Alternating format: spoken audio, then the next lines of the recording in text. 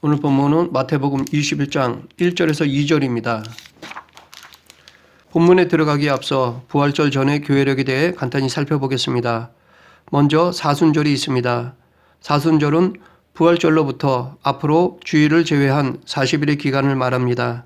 그러니까 부활절로부터 46일 전 수요일부터 시작합니다. 이 사순절이 시작되는 수요일을 제의 수요일, 참회의 수요일이라고 합니다. 사순절은 부활절을 기다리면서 신앙의 성장과 회개를 통한 영적 훈련의 시간이며 자신의 죄를 대속하기 위해 십자가에 달려 죽으신 예수님을 묵상하는 시간입니다. 다음 종료주일입니다. 종료주일은 예수님께서 나귀를 타시고 예루살렘 성으로 입성하실 때 제자들과 무리들이 자기들의 겉옷과 함께 종려나무 가지를 베어 길에 펴면서 호산나 다윗의 자손이여 라고 외친 것을 기념하는 주일입니다. 이 종료주일을 시작으로 고난주간이 시작됩니다. 그래서 이 다음이 고난주간입니다. 고난주간에는 예수님의 공생애의 마지막 한 주간을 기념하는 시간으로서 이 기간은 예수님의 고난을 묵상하는 시간입니다. 이 시간 우리의 죄를 지고 가신 예수님의 마지막 한 주간의 행적과 십자가 위에서 하신 예수님의 말씀에 대해 알아보겠습니다. 첫째 날 주일입니다. 이 날은 예수님께서 나귀 새끼를 타고 예루살렘 성에 입성하셨습니다.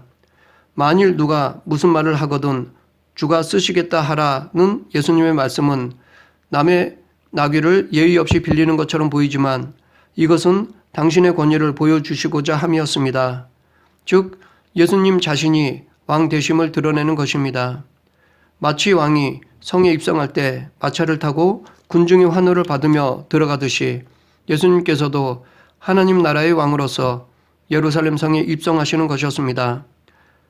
당시 백성들도 예수를 향하여 다윗의 자손 호산나라고 예수님을 메시아로 받아들였습니다. 그러나 단지 이들은 예수님을 정치적인 메시아로만 생각했습니다. 예수님을 하나님의 아들로서의 메시아, 즉 구원자로 믿은 것은 아니었습니다. 그런데 예수님은 그 많은 것들 중에 왜 하필이면 나귀 새끼를 타셨을까요? 그 이유를 밝히는 데 있어서 마태는 스가랴서 9장 9절을 인용하였습니다. 시온 딸에게 이르기를 내 왕이 내게 임하나니 그는 겸손하여 나귀 곧 멍에 매는 짐승의 새끼를 탔도다 하라 하였느니라. 예수님께서 나귀 새끼를 타신 것은 겸손한 메시아임을 보여주시고자 함이었습니다. 마지막 한 주간의 첫째 날에 예수님께서는 예루살렘으로 입성하시고 나서 베다니로 가셨습니다. 둘째 날 월요일입니다. 베다니에서 하루를 묵으시고 아침 일찍 예루살렘 성으로 향하셨습니다. 걸어가시는 길에 배가 고프셔서 먹을 것을 찾으려 무화과 나무를 보셨습니다. 그런데 무화과 나무에 열매가 없자 저주하여 말라 죽게 하셨습니다. 무화과 나무는 원래 5월에 열매가 열립니다. 하지만 지금 이때는 6월절 직전 3월이라서 아직 먹을 만한 열매가 열리지 않을 때였습니다. 그러면 왜 예수님은 비상식적으로 열매가 없다고 무화과 나무를 말라 죽게 하셨을까요? 이것은 상징적인 행위였습니다. 어떤 열매도 맺지 못한 유다 백성들이 겪게 될 미래를 보여주시고자 함이었습니다. 계속해서 예수님은 예루살렘 성전으로 들어가셔서 성전을 정화하셨습니다. 성전에서는 당시 환전 상인과 재물을 파는 사람들이 많이 있었습니다. 왜냐하면 절기를 지키기 위해 오랜 시간을 들여 예배를 드리러 오는 사람들이 제사 때 바칠 가축을 가지고 오기란 쉽지 않았기 때문입니다. 오는 길에 재물에 흠이라도 생기면 온전한 재물로 드리지 못하기 때문에 이들은 재물 대신 돈을 가지고 와서 성전 앞에서 재물을 사려 했습니다. 그런데 성전에서 드리는 제사에 바칠 재물은 유대 돈으로만 살 수 있기 때문에 먼저 로마 돈을 유대 돈으로 바꿔야 했습니다. 제사장들은 돈을 환전할 때나 재물을 팔 때 상당한 이익을 남겼습니다. 예수님께서는 그런 자들에게 이사야서 56장 7절의 말씀을 인용하여 내 집은 기도하는 집이라 라고 말씀하셨고 예레미야서 7장 11절을 인용하여 너희는 강도의 구려를 만드는도다 라고 책망하셨습니다. 이렇게 예수님은 둘째 날에 성전을 정화하시고 예루살렘 성을 나오셔서 다시 베다니로 가셨습니다. 셋째 날 화요일입니다.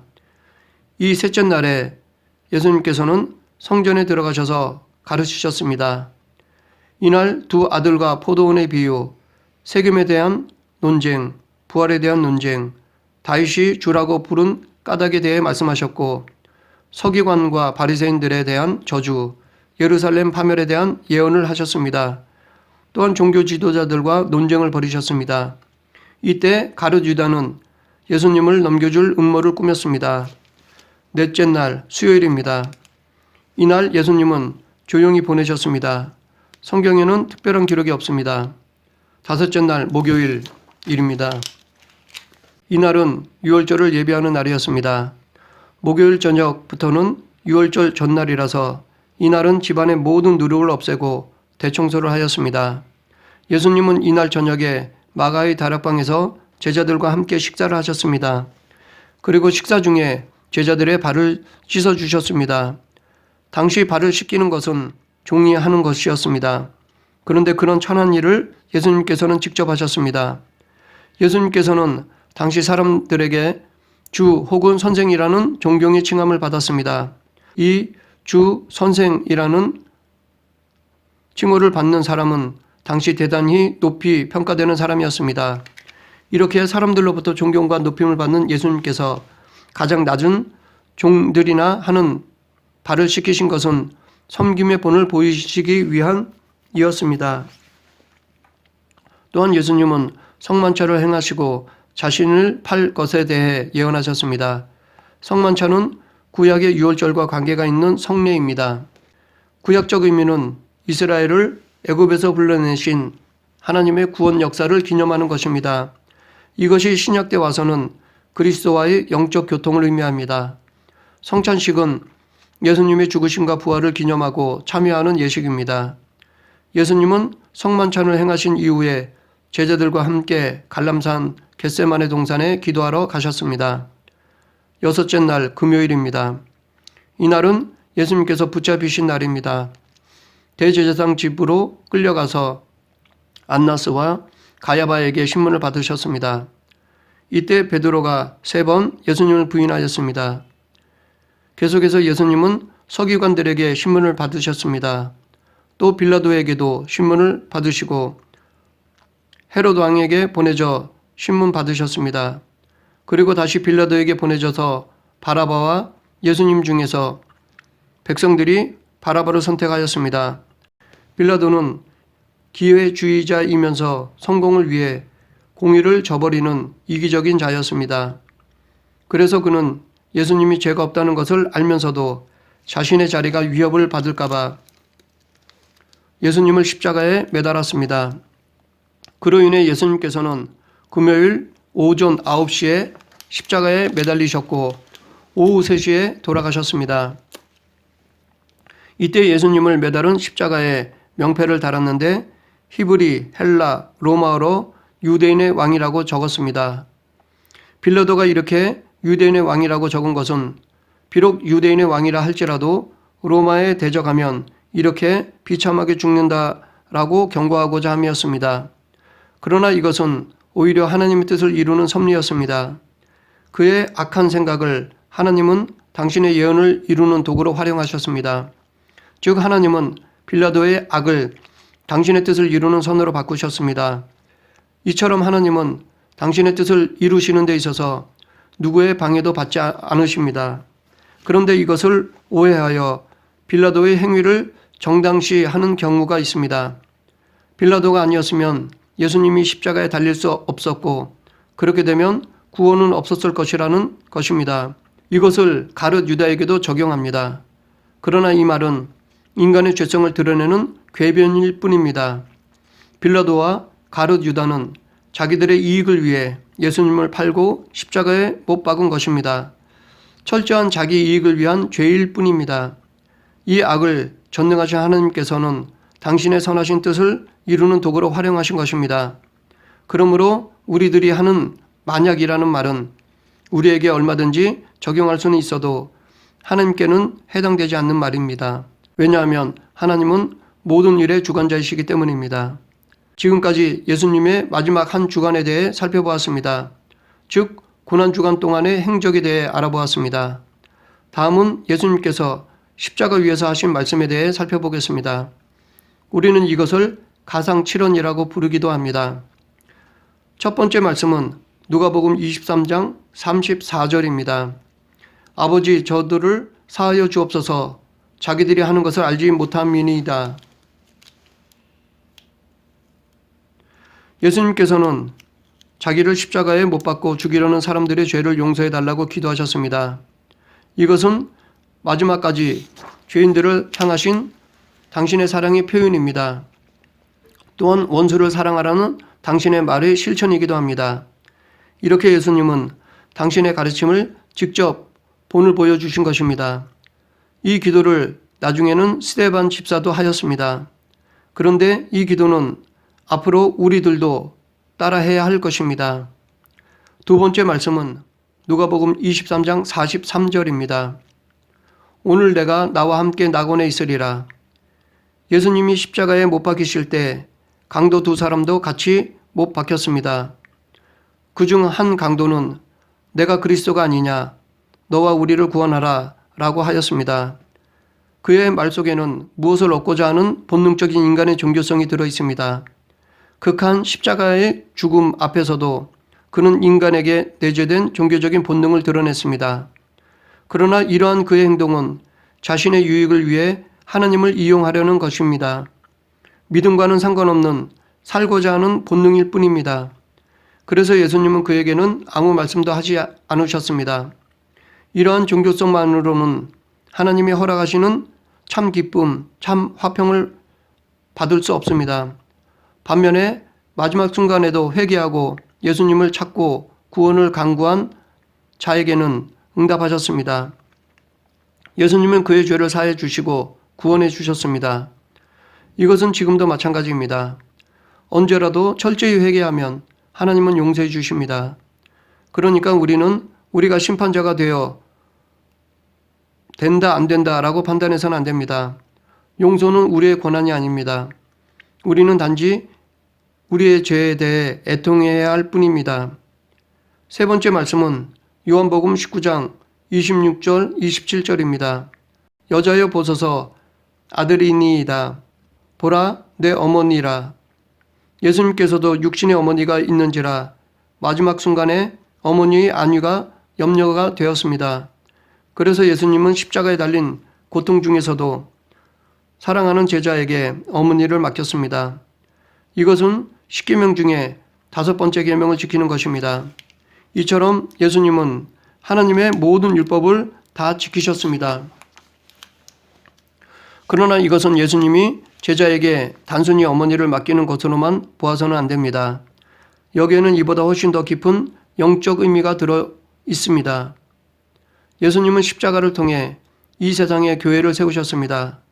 그래서 이 말씀 안에는 교회는 어머니와 아들과 같은 가족 공동체가 되어야 한다는 것을 보여주는 것입니다. 그러하기에 교회는 이익관계가 아니라 사랑의 관계입니다. 다양한 사람들이 모여 사랑의 띠로 한 가족을 이루는 곳이 되어야 합니다. 그런데 여기서 한 가지 오해하지 말아야 할 것이 있습니다. 가족끼리도 싸울 수 있습니다. 완전하지 못한 인간인지라 교회 안에서도 싸울 수가 있습니다. 하지만 가족 관계를 끊을 수는 없듯이 화해하고 형제자매로 살아가야 합니다. 교회는 가족 공동체가 되어 서로 부딪히는 부분을 풀어야 합니다. 이것이 하나님이 원하시는 교회입니다. 네 번째 말씀은 마태복음 27장 46절입니다. 나의 하나님 어찌하여 나를 버리셨나이까. 정오부터 오후 3시까지 어둠이 온 땅에 덮였습니다. 이 3시간 동안 예수님은 하나님을 기다렸습니다. 최대한 귀를 기울여 하나님의 음성을 들으려 하셨습니다. 그러나 하나님께서는 철저히 침묵하셨습니다. 그래서 예수님은 하나님께 이렇게 부르짖었던 것입니다. 이 외침은 예수님이 하나님께 철저히 버림받았다는 것을 의미합니다. 즉 하나님의 공의로우신 심판을 받으신 것입니다. 하나님은 어떤 죄도 철저히 심판하시는 공의로우신 분이십니다. 그래서 아무리 당신의 독생자 예수님한테도 철저히 공의로 심판하신 것입니다. 그 철저한 공의로운 심판으로 인해 우리를 향한 당신의 사랑을 완성하셨습니다. 이처럼 하나님은 완전한 공의와 완전한 사랑을 이루신 분이십니다. 다섯 번째 말씀은 요한복음 19장 28절입니다. 내가 목마르다. 예수님께서는 십자가 위에서 과다출혈과 호흡곤란으로 괴로움을 받으셨습니다. 탈진 상태가 되셨습니다. 이 괴로움은 예수님이 우리의 속죄제, 화목제의 제물로서 피를 흘리셨다는 것을 의미합니다. 즉 하나님께서 제정하신 제사에 합당한 제물이 되신 것입니다. 또한 이것은 예수님의 육체적으로 죽으심을 증거하는 것이기도 합니다. 예수님은 우리와 같은 육체를 가지고 계시므로 십자가 위에서 느끼는 고통도 똑같이 겪으셨습니다. 이렇게 인간의 고통을 친히 몸소 겪으셨기에 예수님만이 하나님과 우리들 간의 중보자 역할을 할 수 있는 것입니다. 여섯 번째 말씀은 요한복음 19장 30절입니다. 다 이루었다. 이 말씀을 헬라어 의미로 보면 완성되었다, 성취되었다 라는 것입니다. 예수님이 성취하고자 하신 것은 자신을 아버지께 희생제물로 드림으로 우리의 죄값을 지불하는 것이었습니다. 즉 대속입니다. 이 대속을 다 이루셨다는 것입니다. 그러나 예수님의 사역은 이것이 다는 아닙니다. 예수님의 사역은 우리의 죄를 씻어내는 것으로 끝나는 것이 아니라 영원한 기쁨으로 초대하시는 것까지입니다. 즉 부활 승천까지가 온전한 구원 성취입니다. 예수님은 이 대속, 부활, 승천이라는 구원 사역을 완전히 다 이루셨습니다. 그러하기에 여기에 무엇을 더 필요로 하지 않습니다. 그렇기 때문에 우리는 다른 구원자를 따라서는 안 됩니다. 이만이나 안상훈 같은 사람은 구원자가 될 수 없습니다. 이들은 단지 인간일 뿐입니다. 오직 예수님만이 우리의 구원자 되십니다.